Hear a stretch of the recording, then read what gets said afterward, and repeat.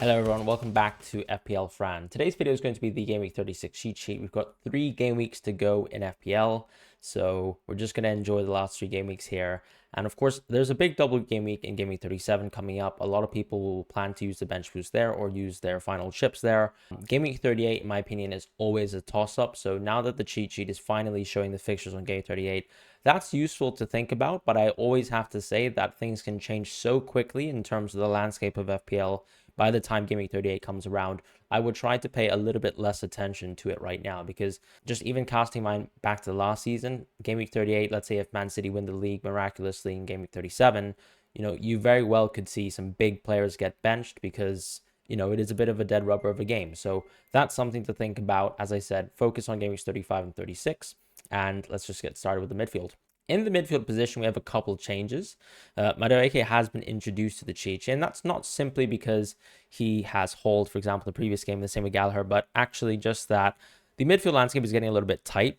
I have removed some of the assets within this position, particularly the cheaper positions. And I think for those managers who are somehow spending a lot more money, for example, on a player like De Bruyne, you probably also need cheaper assets within your team to sort of offset that sort of cost, right? So right now it makes sense to, think about options from either Chelsea, Tottenham, or even Brighton here with the Dinger as well. I'll go through the picks in sequence. So I think Garnacho still is for me the best pick. Ultimately, his minutes still have remained very resilient.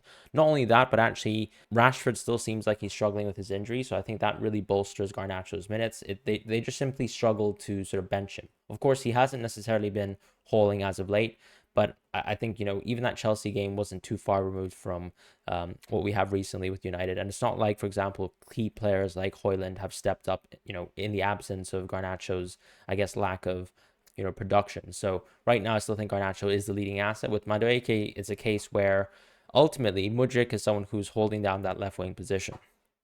The way I see it is, if Nkunku is coming back, and of course he's in partial team training, even if he's thrown back into the Chelsea team at any point this season, my opinion is that Jackson will go immediately to the left wing position.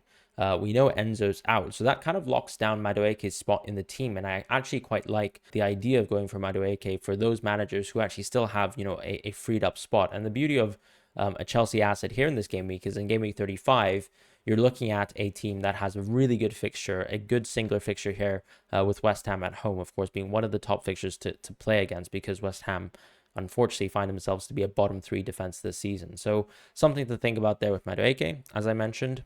As far as Johnson, I've dropped him preeminently.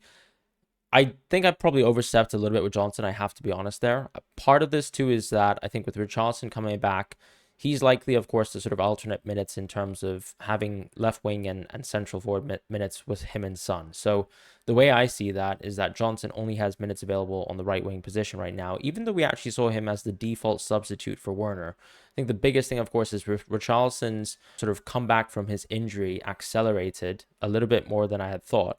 That means less opportunities for someone like Johnson to occupy left wing minutes as well. And even though I think the big pro is that Maddison has played so poorly recently, you could even continue to see maybe something like a Kulusevski substitution as soon as maybe next week, or even a start over Maddison. I really don't think we're too far removed from a Maddison benching. We've already seen some early substitutions. Previously, we thought that was because of him suffering from a knock and him having to manage an injury. But remember, Spurs have effectively had 2 weeks of rest before the Arsenal game, and he was one of the players who still clearly wasn't at the level of the game. So I do think that Maddison might be the player who actually loses minutes out compared to, let's say, the Johnsons of the world and Richarlison. But I just want to be reflective, of course, of how guaranteed the minutes are right now. And of course, after you've come away from a double for Brennan Johnson, the reality, of course, is that the next game week here for game week 36 is a Liverpool away fixture. So in a sense, of course, the Spurs picks have been devalued a little bit, but you would still have a lot of faith in terms of the picks who will be good for game weeks 37, 38 for Spurs, who have really good fixtures. So Son, Porro, Richarlison, even these are the types of Spurs assets that I really like, even Romero as well. So that's sort of why we have some changes to the guard here with Johnson, for example, dropping. With the Dinger and Gallagher, Gallagher is someone who just has, permanent minutes for Chelsea. You don't even have to deal with that element of rotation. With Enzo out, of course, I guess you can argue that he will also occupy somewhat more advanced positions. But I think, of course, that previous game versus Aston Villa was a bit of an aberration, right? That's a huge overperformance from Gallagher's standards. His underlying stats aren't anything to, be super excited about. But he does consistently play for Chelsea, and of course, there is still the additional fixture plus the West Ham fixture baked in.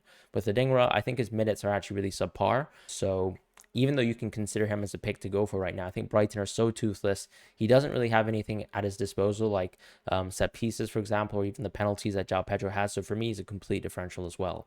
As far as Richarlison, I think he does get a rise. He looked really good in his short cameo versus Arsenal. And I think going forwards, we're only going to see more minutes from Richarlison within the team. Some people also mentioned too that ultimately Spurs looked better with Richarlison coming on, particularly, for example, as a center forward. So that's going to have a huge impact on how good Richarlison is as a pick. I'm not going to overshoot my estimations of Richarlison because the reality, as I said, is that they still have Liverpool away from home, and it's not like Richarlison is a must-buy pick on Gaming 36. He's more of a must-buy pick on Gaming 37, so long as he continues to stay fit and gets his minutes basically down. As far as gross, for me, he still remains as a differential. Even though you're actually so close towards the end of the season, and Brighton actually have 3 game weeks that are actually really, really good. As I said, it's very similar to the Adingra case here, where even though he has set pieces, losing out penalties versus João Pedro, I think, is gigantic for how we should evaluate Gross as a pick, right? His expected goal involvement for the course of the season has been quite high, but that's also because he's gotten the chance to take some penalties. So if we were actually looking at a statistic like non-penalty expected goal involvement, that would be a lot lower for Gross. And you can see that he clearly does fall short of his peers within this price point. Another thing I'll mention too is that Gordon, Palmer, and Richarlison are all ridiculous assets. So maybe it's a little bit unfair to say that about Gross. But I think also with the lack of control that Brighton generally have over their games right now, with how weak their squad looks, that's also another element of impact in terms of Gross and his ability to rack up bonus points, right? Because he's always someone who, when Brighton are a little bit more, possession based, a little bit more controlling of the game, he gets to rack up the accumulated bonus metrics, and that's very nice for Gross. Right now, of course, with Brighton looking so weak, that's no longer the case. As far as Maddison, he gets a drop for the reasons that I've mentioned. I do think that he's playing very poorly. The underlying stats aren't there. He still has set pieces, of course, which is nice for him. But as I said, generally in open play, I think watching Maddison the last few weeks, it's been a little bit of a hard watch.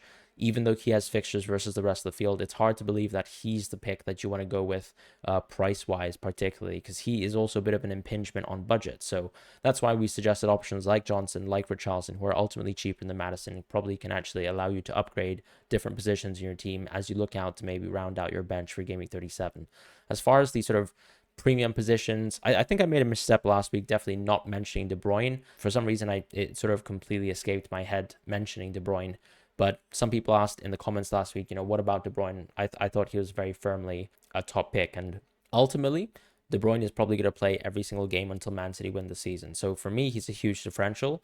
And not only that, but I think because of Salah ultimately being in a position of genuine concern when it comes to, let's say, his minutes, his efficacy, Liverpool's efficacy as well as a team right now, I do think that obviously gives rise to, the De Bruyne position FPL, because I think the only thing blocking De Bruyne from people's teams in FPL previously is just the fact that you don't have the budget to go there because you're holding Salah within your team.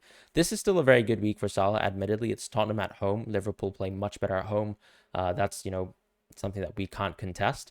But I have to say that Salah's generally entered a sort of space in FPL where I'm not really worried about not owning Salah for now. Maybe this is a little bit of an overreaction to Liverpool's month of April, but that's just how things are. And of course, there is a different impact in terms of where Liverpool are in the title race compared to, let's say, City and Arsenal, at least up until the title race is closed. So if you look at Liverpool's performances, Salah's recent performance as well, there has been a steep decline, and his minutes are the main key impact as to why we think Salah has dropped off. Of course, I still have him as a yellow asset as well, because I think on game weeks 36 and 38, as long as there doesn't seem to be much, in terms of news coming out between, let's say, the relationship of Salah and Klopp, I still think if you can get Salah starting versus Tottenham at home, or Salah starting game week 38, he's an amazing captaincy differential pick, particularly if you want to go against Erling Haaland. But the reality, I think, is that it's very tough to do so, not to mention that Palmer also has a brilliant fixture here in game week 36. So it makes it very hard to sort of put Salah in a fair spot within the FPL landscape. In terms of the forwards this week, there haven't been too many changes. The only key change really is that we've given a rise to João Pedro. A lot of people, as I said, if we've been watching Brighton recently, they look like a complete blunt edge of a team. But I still think that, when you look at the fixtures here, he has one more fixture than most of the other forwards within FPL. He's a penalty taker. So when you compare it to, let's say, Muniz, Wood, and Mateta, I think you can't guarantee that these other forwards have penalties. He's very cheap. He's at least at home versus Aston Villa, and his underlying stats are still very, very solid. So it still keeps him on pace with some of the other picks here with Muniz and Wood. I still think maybe Muniz and Wood, maybe I'm underrating them potentially. You could consider them, I would say, as maybe yellow assets. Mateta, game week 34 was some magic, right? But I think part of the magic too is that Crystal Palace, have shown to be very resilient at home. And of course, there's a home fixture here in game week 36. So for you guys who've kept Mateta all this time, this is a very easy week to play Mateta. As far as, let's say, your Munizes and Woods of the world, you can see, for example, Nottingham Forest built a lot of chances for City. They're still a pretty competent team. Wood has been a very good finisher. Same with Muniz as soon as he basically stepped on for Fulham. So for me, these picks are, I don't think you necessarily need to jump onto João Pedro. If you're in a sort of team landscape where you're setting up a bench boost for game week 37, the João Pedro transfer can be something you consider. But of course, when you look at, for example, Muniz having a Man City fixture, I can understand a lot of managers wanting to move into a doubler. And I think João Pedro at this sort of price point is still very justifiable as a green pick. As far as Jackson, he also gets a rise. I don't know what the outcome of the Tottenham game is. This video would have been recorded before that. But ultimately, the Tottenham game should be a good game for managers. I'm still expecting West Ham to be the best game that Jackson has, post wildcard. A lot of people wildcarded him in game week 35. For some reason, some people have no hope in Jackson whatsoever. But I guess the question for me is that why would you wildcard into Jackson if you have no faith in Jackson at all as a pick? In my opinion, I still have faith in Jackson. His underlying stats are very strong. He still had 10 goals this season, despite him being a negative finisher. So a lot of people will talk about how, we're overrating his XGI because ultimately he finishes poorly. And I think that's a fair argument to make, because over the course of the season, that's the reality, right? He's probably underscored what he really should have by at least 4 or 5 goals, which is obviously, that's very stark. That's 50% of his goal tally. But ultimately, 10 goals is still a very respectable return. And as I said, West Ham at home is his best fixture left in the season. So for me, this is a key game week to actually play Jackson, as opposed to just completely scoff at the idea of playing Jackson and just benching him as a result. So if you own Jackson, definitely, keep your eye open to the opportunity of playing him for this game week, because I think it's a very interesting pick. As far as Højlund, I have to mention that despite him being a yellow pick and despite having a double with 2 home fixtures, something that we've been very, very against with Højlund this season is that he just has been really poor when it comes to underlying stats. And I don't think it's necessarily Højlund's fault by himself entirely. It's more so a case and a reflection of United's season overall. They've been very, very poor. And I can't really blame someone like Højlund, for example, for having such poor underlying stats. Although I will mention that, for example, someone like Bruno has been largely unaffected by the state of United's season. So he's someone who's actually, really performed well when it comes to expected goal involvement per 90. So I think some reflection has to fall upon maybe Højlund's positioning in general, right? Potentially his inability to get into consistently good positions within the team. Because if you compare it to someone like Garnacho, for example, he actually has higher expected goal involvement per 90 than his peer in Højlund. And that says something, in my opinion, in FPL. Because usually when we have a striker, I think you will see that they get more expected goal involvement per 90. But sometimes due to the way tactics work, I think Antonio is such a good example of this, where Bowen is probably a larger benefactor of the amount of chances and the high sort of expected goal involvement opportunities that West Ham have compared to someone like Antonio, for example, when you think about the West Ham team of old. So it might be tactical, but it just shows, of course, that Højlund is probably shouldn't be rated at least as such an elite pick, closing out the end of the season. I still think he's quite expensive. You probably can actually find more value once again with some of the more expensive picks or even the cheaper picks. And that's ultimately my sort of judgment or verdict on Højlund. Tony has been re-added to the cheat sheet because now he's fit to play. Brentford still have good fixtures to close the season. Nothing crazy exceptionally good. Of course, he missed 2 of the key great games when he was injured, and Thomas Frank wasn't super upfront really with his answers about Tony's availability. But for me, he's still a differential. If you still own Tony somehow at this point in the season, I wouldn't blame you for it. It's been a tough ride for sure, but I still think he's an interesting pick to close the season out, just because he is of course won a penalty taker and actually has some decent fixtures. As far as the sort of green assets at the top there, no changes really. Isak, Watkins, and Holland still fantastic picks to close the season out with.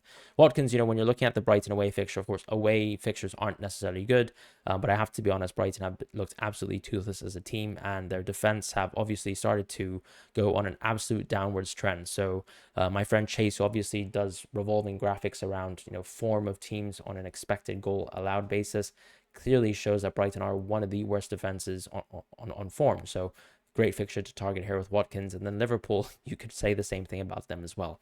So those are my thoughts on Watkins. As far as the defense, moving on to that, we've added Maguire to the cheat sheet.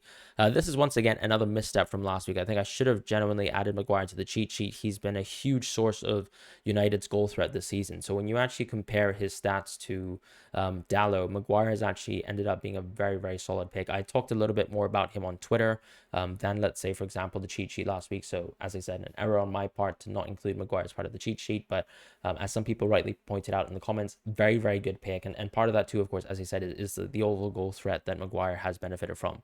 One thing to mention too is Dalot, as a very competent attacking fullback, in my opinion, it's quite shocking to think that Dalot has, as subpar underlying stats as he does. But you can also compare him to someone like Ben White, right? We tend to think that Ben White is, maybe right now, of course, the best attacking fullback asset within the league, but his underlying stats are actually not that great. Part of that maybe is that Ben White has overperformed it a little bit, and of course plays for the best defense in the league.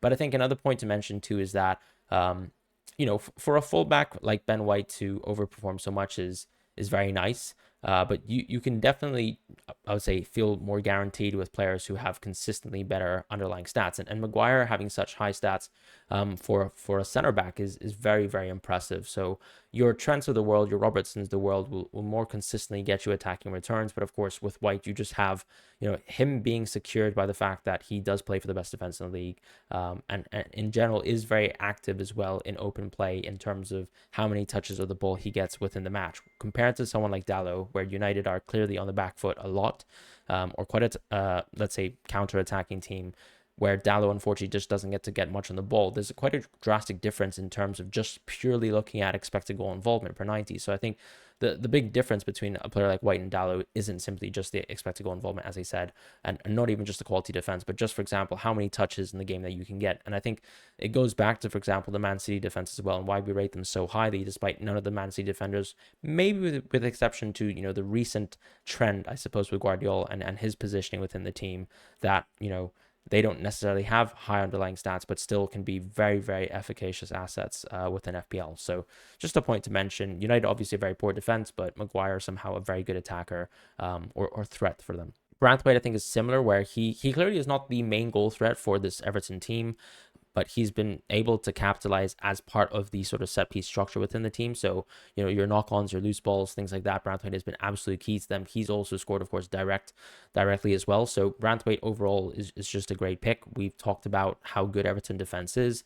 Somehow, despite owning Pickford at various points in the season, I don't think I've owned a single Everton clean sheet, and they've been such a great team at getting clean sheets this season, and very firmly sort of secure themselves as a sort of top 5 defense. So really impressive season for Everton, particularly at home.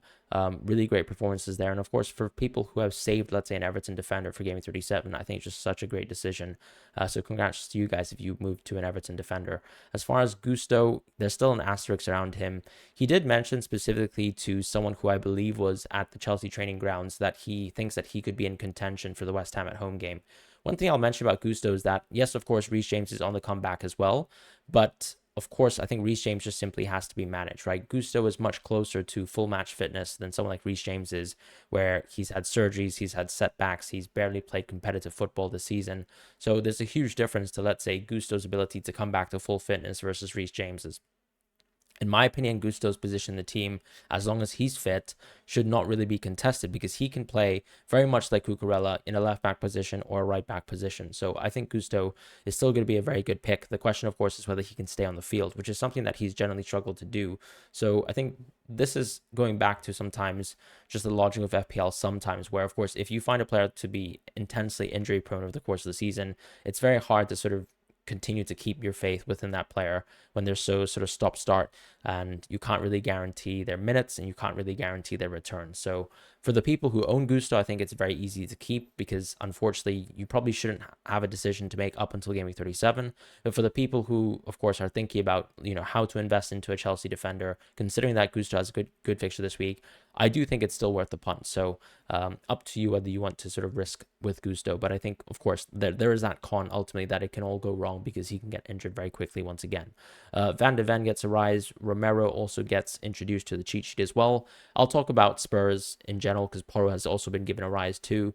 I think I've given them a rise, I suppose, at the inopportune time. I think probably it was a mistake from my part to have not included, more significant rises for Tottenham last week, because the reality is that for game week 36, they have an awful fixture, right? You're not expecting anything from a Tottenham defender in game week 36. At least you shouldn't. But maybe Romero, of course, with the amount of chances he got, for example, within the Arsenal fixture, you'd think that maybe he could do it again versus Liverpool. However, just talking about game weeks 37, 38, I don't think that there are better defenders within the game than your Spurs defenders. So obviously hoping that Tottenham will try their best to play out game week 38 as seriously as possible, regardless of their position in terms of, whether European spots that they want, for example, in the Champions League are attainable or not. Spurs are going to be a very good team to sort of own over the next run. And so I just wanted to be a little bit more preemptive with the rises for the Spurs picks before game week 37. Because I think when we look at game week 35, those fixtures for Spurs are actually very tough. And I as I said, I'm recording this video before the Chelsea game, and it's very likely that they still concede with Chelsea because this game is away from home and Chelsea have proven to be a very solid offense and not defense this season. But that's the point, right? Spurs is such a good pick for game week 37. Just keep that in your mind, and that's it. As far as Reguilon, he also drops. I just think as we're entering sort of a space where you have better fixtures for the rest of the field, it does make sense to probably hedge around your doublers over someone like Reguilon or over someone like Ait-Nouri. So for me, that's why I've removed Ait-Nouri from the cheat sheet. I think that he only suffered a knock, so he's very likely to play in gaming 37. But him and Reguilon, you could argue to be differentials right now. I don't think there's any real point considering them when you can maybe upgrade to, as I said, a Spurs defender or even a Newcastle defender when it comes to gaming 37. With Van Heck, it seems like he's suffered an injury. I don't know how severe it is, so that's why an asterisk is put around him.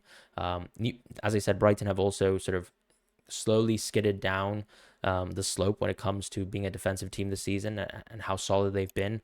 And that's it. He has no goal threat really compared to some of the other picks within the field. So Van Heck falls. As far as the other big changes, I've actually dropped Saliba and also given rises to the Liverpool picks. Let's talk about Saliba first.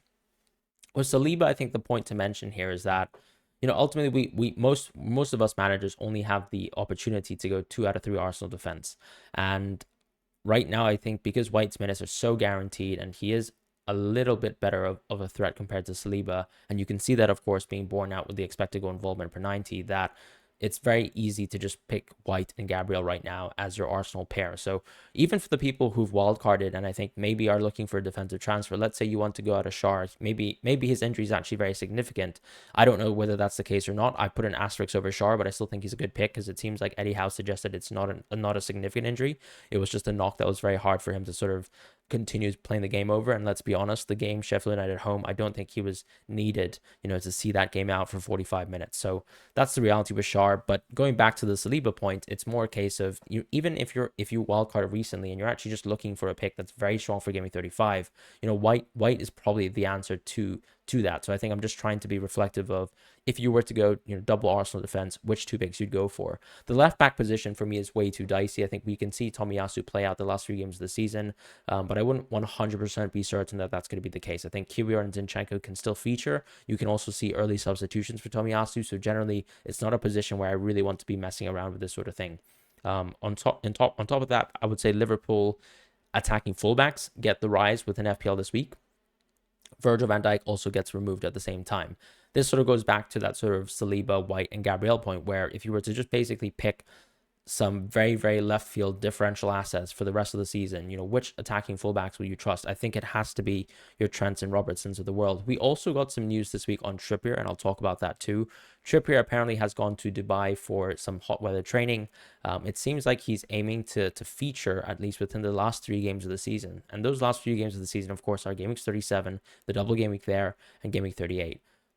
If he actually somehow magically finds himself on the bench for Game Week 36, with his Burnley fixture, I do think that Trippier can very well be the absolute ace in the hole for any FPL team in Game Week 37, particularly those on the bench boost. But it's such a shout to make that call, and I think we have to see Trippier, as I said, really cameo the same way Erling Haaland did versus Nottingham Forest to be fully confident that that's a good idea. Otherwise, for me, it's too risky because it's very likely, of course, with such a prolonged absence that for Trippier to actually play 2 games back to back, to start significantly, to play the minutes between Brighton and Man United, I'm not exactly buying it right now. But of course, Trippier has been an absolute Iron Man within his career. If you look at, for example, the amount of minutes that he played last season, he's not someone who is struggling with fitness at times. He's been overloaded many times in his career. He's played international tournaments and played a lot of cup tournaments as well as domestic league games. And I don't think that that's something he struggles with. But obviously, coming back from injury, that's a different matter. It's also something where the medical team has to step in and sort of tell Trippier or tell Eddie Howe, of course, that he can't play that amount of games. So as I said, if he gets the cameo versus Burnley, it's a different story. If he doesn't, I think the dream is unfortunately not alive. Going back to Alexander-Arnold and Robertson, though, the key thing here is that for those managers who are still looking for a little bit of a differential pick, I still think, for example, the Tottenham game is an interesting landing spot to jump onto that pick. So the same way I argued for an Arsenal defender as a potential transfer, I still think that your Trents of the world, your Robertsons of the world can be very interesting, just because if you get to also see them feature on Game Week 38 in that final game of the season for Klopp, that can be a huge differential in Game Week 38. And ultimately, maybe your decision would be to just simply go for those picks on Game Week 38 instead, as opposed to even fret about it now. But there definitely is a little bit of upside given that it's a home game here versus Tottenham. Although I will say that it's also very likely that Liverpool will concede versus Tottenham too. As far as the goalkeepers, the only changes we have is to sort of understand the Ederson injury. It seems like Pep said it wasn't very good. He obviously left the game versus Nottingham Forest in a sling. And this isn't the first time that he struggled from a shoulder injury this season. It's also not the first time that he's been subbed at halftime this season. I believe it's happened 3 times. Ortega, of course, is the replacement. I put 3 asterisks with him because I don't exactly know the full updated information with regards to Ortega's injury, or rather Ederson's injury and Ortega's availability, as vice versa of that. But yeah, Ortega is going to be a fantastic pick for those managers who are still looking for that third city spot. And of course, it's going to give you an excess of funds that could hopefully, give you differential moves for the rest of the season. As far as Dubravka, he's also a very, very good pick. For me, the asterisk is placed over Dubravka because, as I said, we did expect for Pope to come back very shortly, but it doesn't actually seem like we've got any updates on Pope. So maybe the case is that Dubravka will feature in Game Week 37.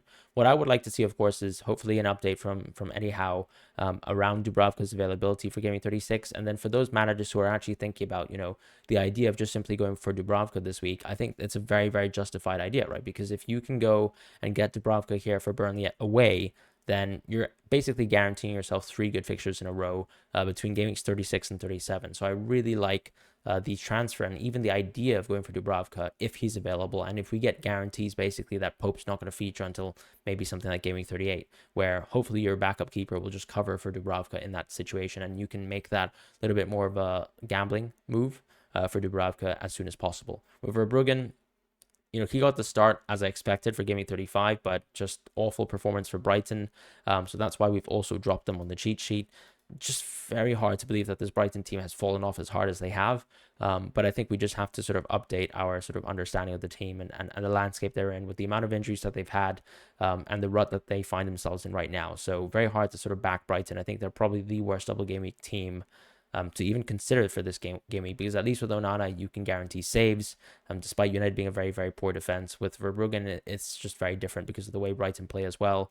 they always seem to unfortunately concede more goals rather than their expected goals would suggest. Both their goalkeepers this season in Verbruggen and Steele have proven to be very poor at shot stopping, and part of that might actually come down to these very specific philosophy that they have in passing out the back. But that's the empirical data that we have, and so that's the judgment call that we can make over them. With Pickford and Petrovic, for me, with Petrovic, as I said, there's always going to be a small doubt that maybe Sanchez can step in. I don't think that is really going to happen, to be honest. I think I'd be very confident about Petrovic as a pick. Maybe it's also wrong of me to actually continue to class him as a yellow pick, but of course, just a small amount of uncertainty being placed there for Petrovic. And then Pickford, just amazing pick, as I said, for Game Week 37. Even Luton, away, of course, Luton away is very different because, Everton have been such a stalwart team at home. Maybe it's going to be different versus Luton away, who obviously just play a lot better at home. Luton, that is, and so we'll see what happens there. But I think Pickford's just going to be a great pick to end the season out because it's a top defense, and very much like Raya, very deserving to be a good pick to close the season out with. With Onana and Vicario, these are your double game week keepers, right? Tottenham have a very bad fixture in Game Week 36, but it's about 37-38 for them. With United, you can argue that they just have mostly average fixtures and then a great double on paper. Arsenal, of course, do you expect them to concede to them, but they're still at home for both games. Onana has shown time and time again, even tougher fixtures, that he's been able to get an excessive amount of FPL points because he's a shot stopper, and that's pretty much it for FPL for Game Week 36. Thank you guys so much for watching the cheat sheet, and I'll see you guys in the next video. Take care. Goodbye.